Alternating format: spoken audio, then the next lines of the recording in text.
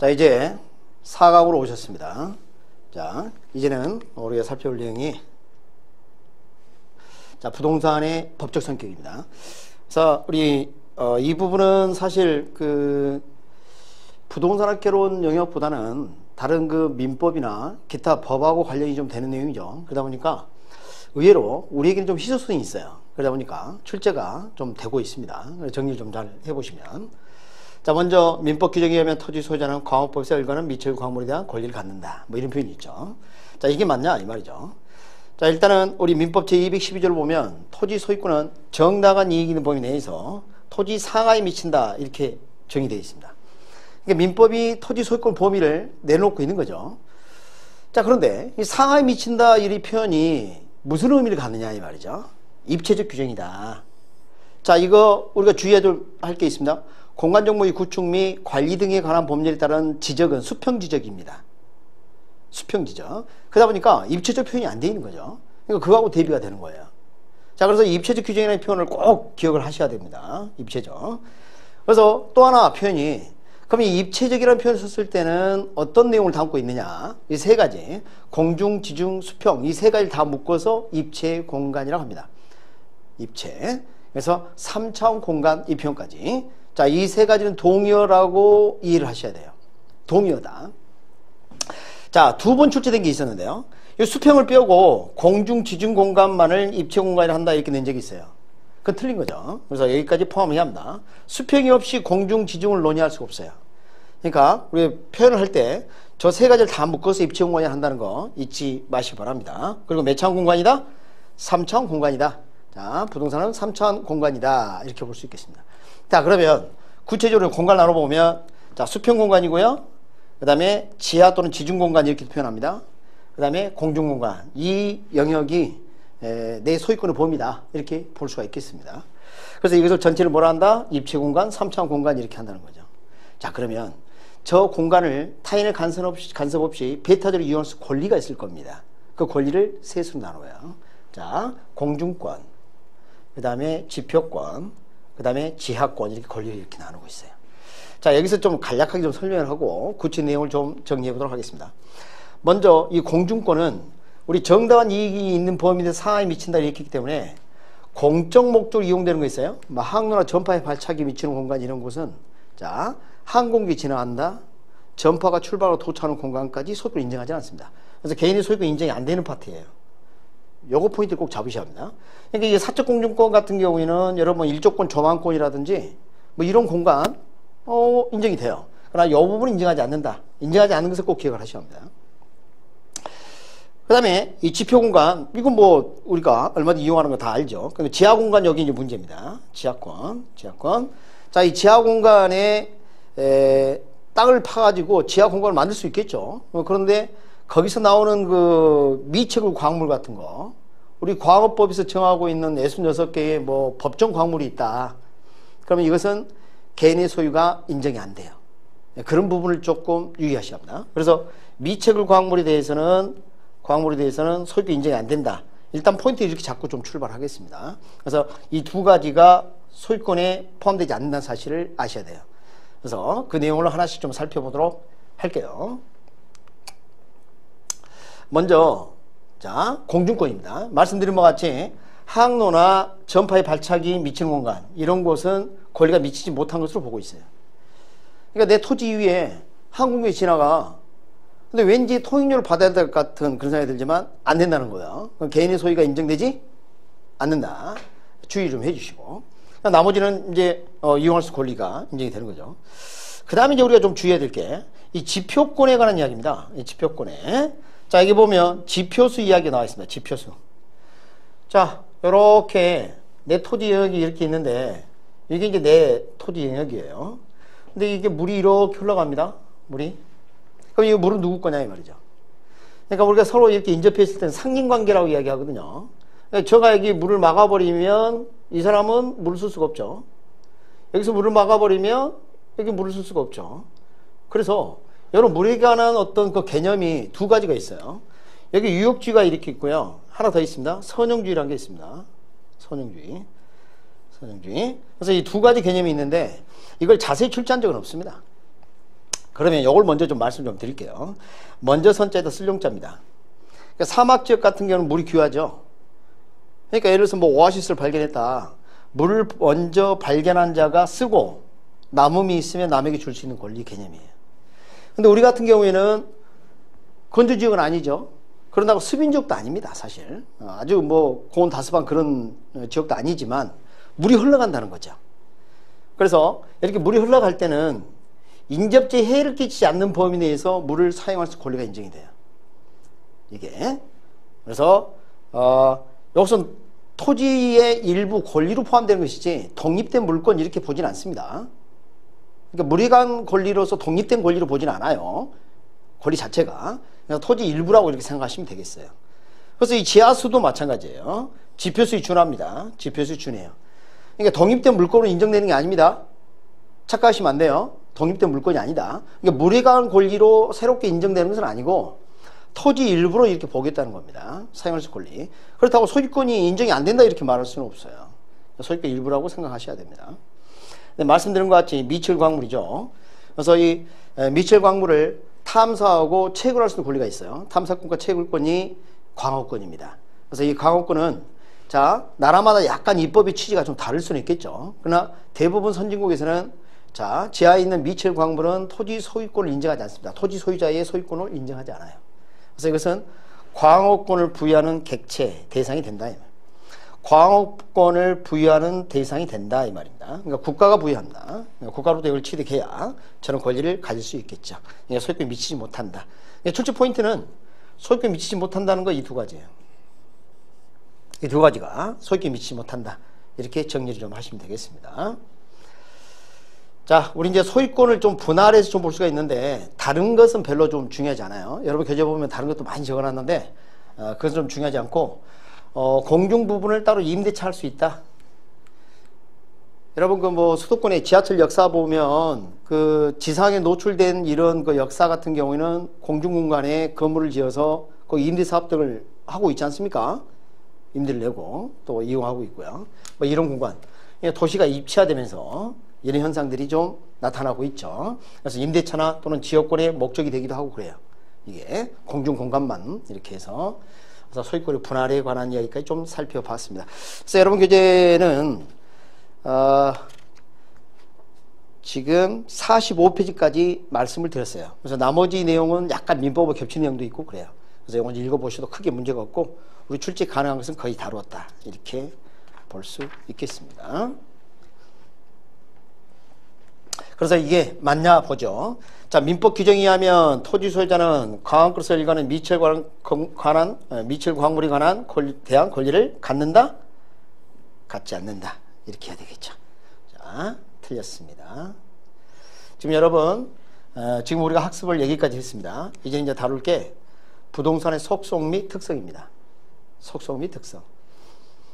자, 대부분 교재가 부동산의 특성만 이렇게 이야기를 하고 속성이라는 말을 하고 있지 않은데 주의할 게 우리 그 시험 공고란을 보면 속성이라는 표현이 등장을 해요. 그러니까 특성 가로 열고 속성이 이렇게 적혀 있어요. 그래서 이 속성이라는 말은 이제 발로웨라는 학자가 언급을 하면서 이제 알려지게 된 내용입니다. 자, 일단은 이 속성과 관련된 내용 중에 한 가지를 좀 살펴봐 드릴 건데 접근성에 관한 문제가 되겠습니다. 좀 이따가 자 보도록 할게요. 자, 속성이 뭔가 보겠습니다. 자, 여러분 인간은 기본적 속성이 욕심이 많다 적다? 많다. 근데 모든 사람이 욕심이 많다? 아니다. 그때는 특성이 되는 겁니다. 다시 속성은 다른 것과 비교하는 그런 상대적 개념이 아니고 그 자체의 성질을 말하는 겁니다. 자체의 성질을. 그걸 이제 속성이라 그래요. 뭐 특성 그러면 구별되는 성질입니다. 독특한 성질인 거죠. 특히 우리 부동산의 특성 그러면 동산에 비해 부동산이 가지는 독특한 성질을 말해요. 특히. 그래서 속성 같은 경우에는 기본적인 성질, 본질적 가치, 뭐 존재 가치 이런 표현을 씁니다. 그런데 가만히 보면요. 자, 발로가 이런 말을 했습니다. 자연적, 인공적 자원의 총화 이렇게 표현했어요. 자연적, 인공적 자원의 총화. 자, 이런 것들은 어때요? 이것은 자연적인 거죠? 이것은요? 인간이 개입된 거죠? 그래서 자연적, 인공적 자원의 총화 이렇게 정의를 하고 있어요. 이 중에서 이제 우리가 좀 봐야 될 게, 이 부분이죠. 위치. 공간은 좀 전에 우리가 좀 봤었고, 그래서 이 위치 부분에 관한 내용이 출제될 수 있어요. 그래서 지금 이게 그 관련이 좀 된 겁니다. 그런 내용을 좀 하나씩 살펴보도록 하겠습니다. 그래서 말씀드린 바와 같이 이 위치 부분이 좀 중요하다는 겁니다. 속성의 구분은 크게 이렇게 나누고 있어요. 자연이다, 위치다, 공간이다, 환경이다. 여기까지 뭐예요? 자연적인 거죠. 자산은 인공적 자원의 총화 이렇게 말할 수가 있습니다. 그래서 말씀드린 바와 같이 이 위치 부분이 좀 중요합니다. 그래서 이 부분을 좀 잘 이해를 하셔야 되는데, 자, 이 접근성이라는 표현이 참 재밌습니다. 접근성. 그러니까 우리 접근성하고 근접성, 그 다음에 뭐 인접성 이렇게 표현이 좀 있단 말이죠. 근접해 있다 그러면 물리적 거리가 가까운 걸 말해요. 인접성은 뭐하고 연결되어 있는 걸 말합니다. 근데 접근성은 뭐야? 어떤 목적물에 도달함에 있어서 시간적, 경제적, 거리적 부담이 적은 정도. 그러니까 어디 접근하는데 부담이 적어. 그러면 접근성이 좋다 이렇게 표현하는 겁니다.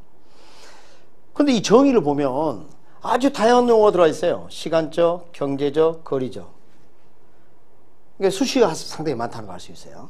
그러니까 이런 것들이 다 함께 아우러져 있기 때문에 단지 거리가 가깝다고 해서 접근성이 좋다? 이렇게 말할 수 없다는 거에 내포되어 있어요. 그래서 이런 것들을 하나씩 좀 보도록 할게요. 자, 우리가 이제 접근성을 판단할 때 지금 미리 결론을 좀 적어놨습니다. 용도가 전제돼야 한다는 표현이죠. 자, 보시면 일단은 접근의 대상물입니다. 이제 교재에 이제 상세 내용이 좀 나와 있지만 제가 말씀을 좀 드려보면, 자, 접근성이 높아. 근데 뭐하고 접근성이 높냐 봤더니 위험이나 혐오시설이 가깝대. 핵 폐기시설이 가깝대. 그럼 오히려 이것은 가치를 낮게 하는 효과가 있겠죠. 접근 대상물이 뭐냐에 따라서도 이걸 생각해 봐야 되고, 그 다음에 접근의 정도입니다.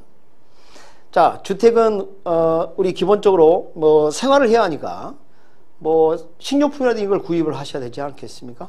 그러면 시장하고 너무 멀리 떨어져 있으면 안 되는 거죠. 뭐 장을 보려 했더니 뭐 한번 장 보고 오면 1시간이 걸린다, 뭐 2시간 걸린다, 이런 거리에 시장이 있게 되면 상당히 좀 살기 불편하겠죠. 근데 이건 어때요? 주택이 시장 안에 있습니다. 너무 지나쳐요. 그러니까 너무 지나쳐도 문제가 된다는 거예요. 과하다는 거죠. 정도. 이렇게 생각해 볼 수가 있어요. 그 다음 거리와의 접근성입니다. 거리가 가까우면 무조건 접근성이 높으냐? 아닐 수 있다는 겁니다. 거리가 가깝다 해서 무조건 접근성이 높다? 이렇게 볼 수는 또 없다는 겁니다. 자, 예를 들어서 20m 앞에 식당이 있어요. 뭐 가깝죠. 20m면 뭐 금방 갈 수 있겠죠. 근데 그 사이에 KTX가 지나가요.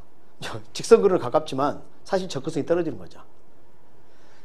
자, 우여곡절 끝에 식당 입구에 차를 몰고 가려고 했더니 저쪽 방에서 이쪽 방이면 일방통행이야. 그럼 또 우회해서 가야 돼요. 또 도착했더니 주차장은 300m 떨어지는 무슨 공용주차장. 뭐 이렇다면 이거 접근성이 떨어진 거라고 또 볼 수가 있어요. 그러니까 운송수단을 어떻게 이용하느냐에 따라서 또 달라질 수도 있고 그래요. 어떻습니까? 그래서 이게 거리의 접근성 이야기입니다. 그래서 우리 접근성을 판단할 때는 반드시 개별성을 고려한다는 거예요. 개별성. 바꿔 이야기하면 용도를 전제하면 접근성 판단이 좀 더 확실해진다는 거죠. 아까 접근의 대상물이 위험이나 혐오시설이 아니다 라고 한번 해봅시다. 그럼 참 좋다고 느끼죠. 근데 위험이나 혐오시설이라도 상관없는 게 있을 수 있어요. 왜냐면 핵시설이다 그러면 핵시설과 관련된 부대시설이다, 그럼 그 옆에 있어야 되는 거 아닙니까? 그러니까 이런 경우 이해하셨죠? 그리고 아까 접근의 정도, 주택이 시장 안에 있으면 좋지 않다고 그랬죠. 근데 만약에 상가다 그럼 어디 있는 게 좋아요? 시장 안에 있는 게 좋겠죠. 그러니까 용도에 따라 달라진다는 거예요.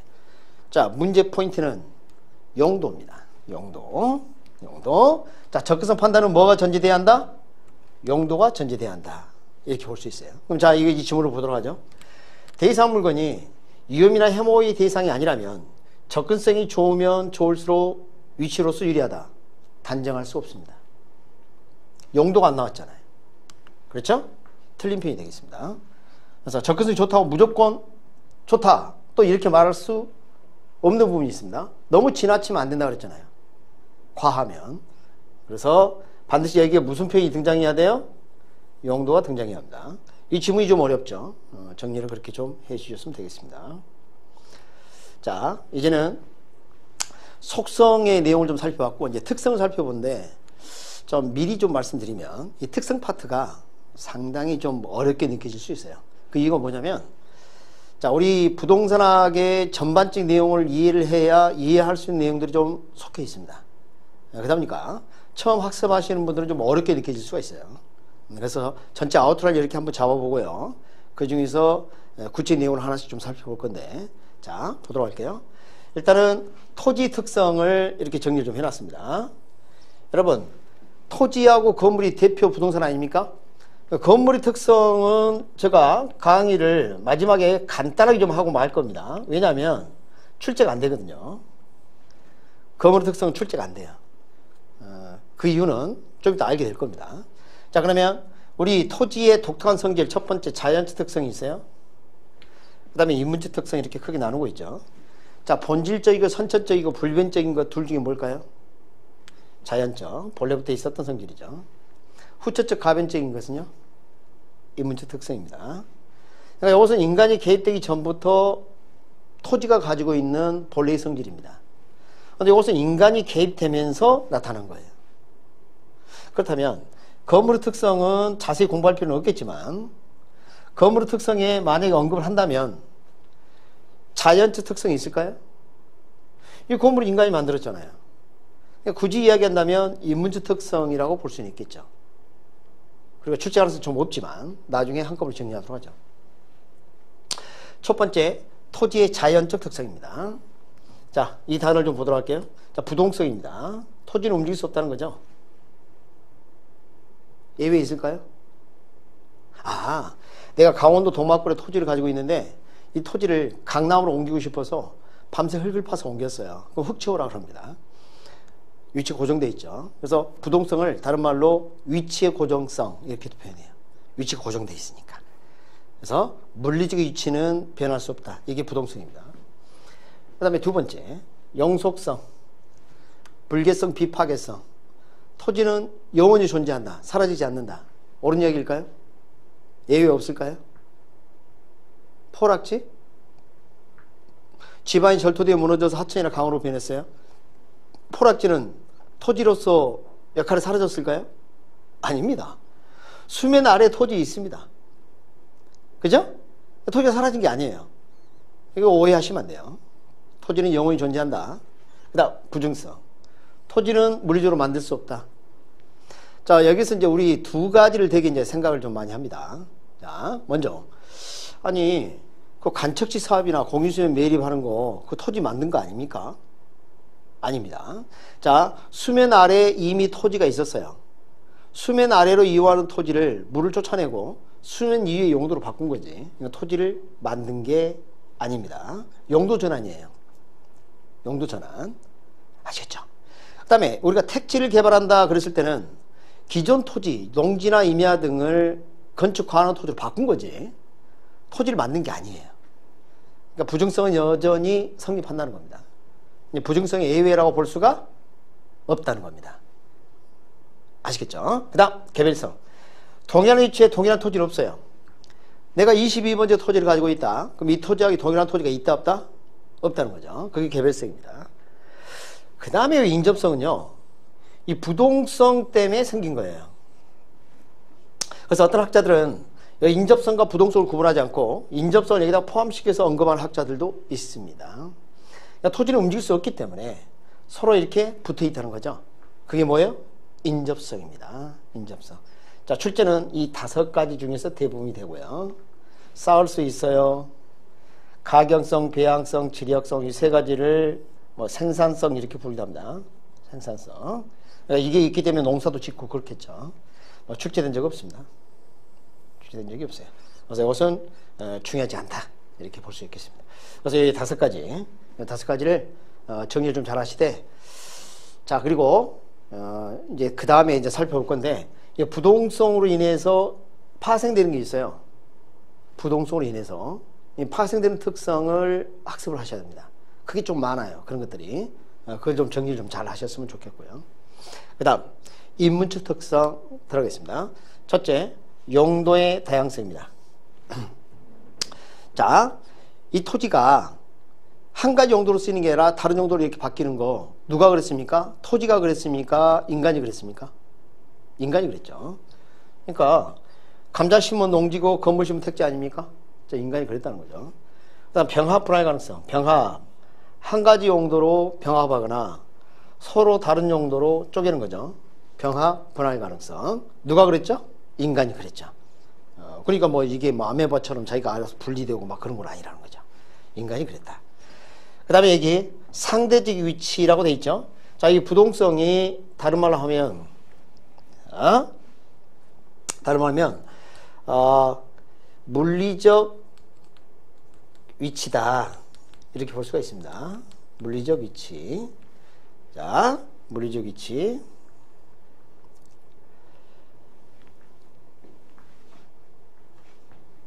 자, 물리적 위치 부분이, 다시 말하면 이제 절대적 위치다. 이렇게 또 볼 수가 있겠습니다. 절대적 위치. 자, 절대적 위치. 자, 물리적 위치, 절대적 위치는 변화가 없죠. 변화가. 그래서, 이것은 변화가 없는데, 이 상대적 위치는 변한다는 겁니다. 상대적 위치. 그래서 이 상대적 위치를 잘 봅니다. 이렇게 표현할 수도 있어요. 인문적 위치. 인문적 위치. 자, 여기 인문이라는 단어 잘 보세요. 자, 인문이란 말이 나오게 되면, 자, 이런 표현이 나옵니다. 사회적, 경제적, 행정적.